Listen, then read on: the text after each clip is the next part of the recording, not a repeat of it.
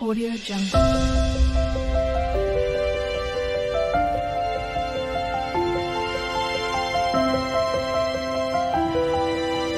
Audio Jungle. Hello friends, कैसे हैं आप सब लोग। आज हम लोग आयुर्वेद पंचकर्म के अंतर्गत एक बहुत ही इम्पॉर्टेंट टॉपिक के बारे में डिस्कस करेंगे, जो है मूर्ध तैल। और बहुत से जो बच्चे हैं जो आयुर्वेद के लोग हैं, और कई लोगों को ये मूर्ध तैल के बारे में ज़्यादा ज्ञान नहीं है। आज हम लोग इसी बात पे डिस्कस करेंगे कि ये जो मूर्ध तैल है ये होता क्या है। ठीक है, इस वीडियो में हम लोग देखेंगे कि मूर्ध तैल किसे कहते हैं, ये क्या होता है और इसका किस तरह से आयुर्वेद में प्रयोग होता है, कहाँ पे प्रयोग होता है। ठीक, इसके फ़ायदे क्या हैं, शरीर में किस प्रकार से ये लाभ करता है। इसके साथ ही साथ मूर्ध तैल के अंतर्गत कौन कौन से प्रोसीजर्स आते हैं, उनके बारे में भी संक्षेप में देखेंगे। कई बार यूजी एग्ज़ाम्स में भी 5 या 10 नंबर में पूछ लिया जाता है। ठीक है, जो यूजी के बच्चे हैं उनके लिए भी ये एक इम्पॉर्टेंट टॉपिक है, तो भी इसको देख सकते हैं। और तो चलिए स्टार्ट करते हैं। तो वीडियो को आगे देखने से पहले अगर आपने अभी तक हमारे चैनल को सब्सक्राइब नहीं किया तो सब्सक्राइब कर लीजिए, जिससे आपको आने वाले वीडियोस के नोटिफिकेशन मिलते रहेंगे। आप हमें फेसबुक और इंस्टाग्राम पे भी फॉलो कर सकते हैं, जिसका लिंक डिस्क्रिप्शन में दिया हुआ है। तो चलिए स्टार्ट करते हैं। तो सबसे पहले देखते हैं कि मूर्ध तैल होता क्या है। तो शिर प्रदेश पर तैल आदि से तर्पण या स्वेदन करना, इसे मूर्ध तैल या शिर तर्पण कहते हैं।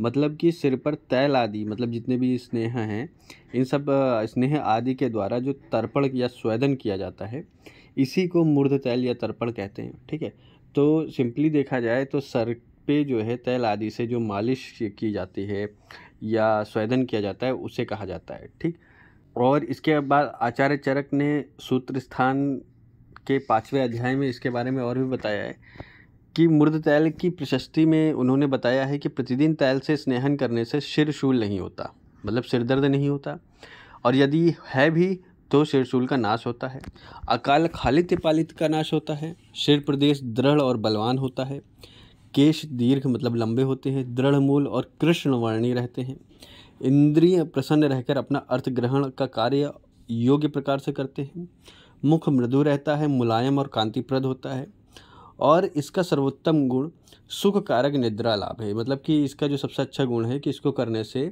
सुख कारक निद्रा लाभ होती है।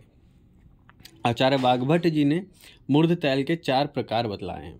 ठीक है, इसमें आता है पहला शिरोभ्यंग, फिर इसके बाद सेक के अंतर्गत जो धारा कर्म होता है, शिरोधरा आदि होते हैं, ये रखा गया है। फिर सिरो पिचु धारण और फिर शिरोबस्ती। ये 4 कर्म जो हैं ये आचार्य वाग्भट जी ने इसके अंतर्गत बताया है, और उन्होंने अष्टांग सूत्र स्थान के 22वें अध्याय में इन चारों का वर्णन किया है। इसमें से सबसे पहला जो सबसे इम्पॉर्टेंट फ़ायदेमंद होता है वो होता है शिरोभ्यंग। ठीक, इसके बाद दूसरे पे सिर पिचु धारण को इम्पोर्टेंस दिया गया है, फ़ायदेमंद बताया गया है।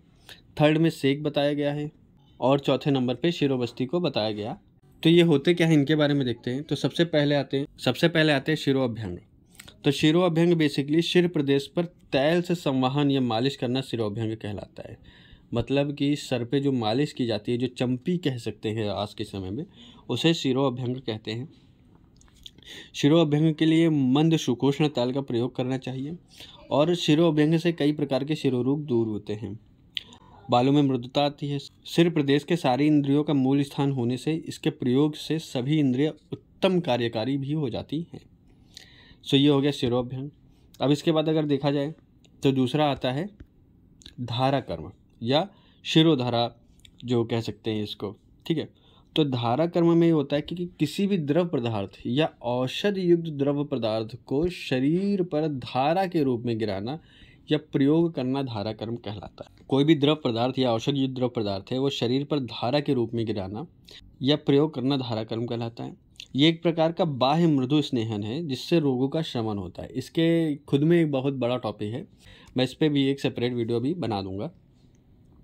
अभी फ़िलहाल आप ये देखिए मेन कॉन्सेप्ट क्या होता है। फिर इसके बाद देखते हैं पिचु धारण।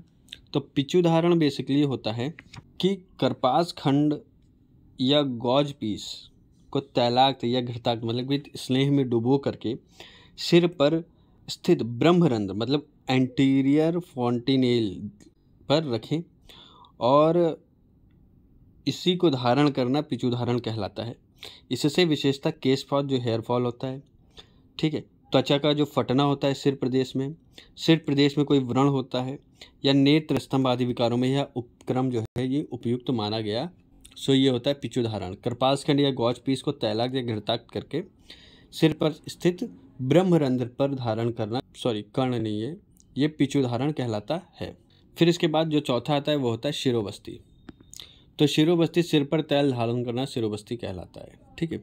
जो सिर के प्रदेश में जो तैल का धारण किया जा सकता है, ये देखिए डायग्राम में आप देख सकते हैं, इसे मुख्य रूप से शिरोबस्ती कहा गया है। बस्ती में जिस तरह प्राणियों के बस्ती का प्रयोग किया जाता है, ठीक वैसे ही इसमें तेल धारण करने के लिए प्राणियों के चर्म से निर्मित यंत्र का उपयोग किया जाता है और इसे शिरोबस्ती यंत्र कहते हैं, ठीक है। सो ये देखिए यहाँ पे जो पुराने समय में जिस प्रकार से जानवरों के बस्ती का प्रयोग किया जाता है, उसी तरह से शिरोबस्ती में भी प्राणियों के चर्म से निर्मित यंत्र का प्रयोग किया जाता है, इसी वजह से इसे शिरोबस्ती कहते हैं। सो ये हो गया मूर्ध तैल के अंतर्गत जो भी प्रोसीजर आते हैं उनके बारे में। और ये प्रोसीजर स्वयं में एक बहुत बड़े टॉपिक है, तो इस पर भी मैं सेपरेट वीडियो बनाऊंगा।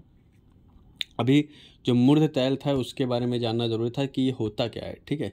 कई लोग मूर्ध तैल को कंफ्यूज कर जाते हैं, ठीक है, कि ये कोई नया प्रोसीजर है। ये आयुर्वेद में वर्णित एक बहुत ही नॉर्मल और बहुत कॉमन प्रोसीजर है और एग्ज़ाम में कई बार मूर्ध तैल के नाम से आता है तो बच्चे कंफ्यूज हो जाते हैं। सो आई होप आपको ये मूर्ध तैल समझ में आया होगा, और अगर वीडियो समझ में आया है, पसंद आया तो वीडियो को लाइक करें, चैनल को सब्सक्राइब करें। आप हमें फेसबुक और इंस्टाग्राम पे भी फॉलो कर सकते हैं, जिसका लिंक डिस्क्रिप्शन में दिया हुआ है। वीडियो को ज़्यादा से ज़्यादा लोगों में शेयर करें and thank you so much for watching.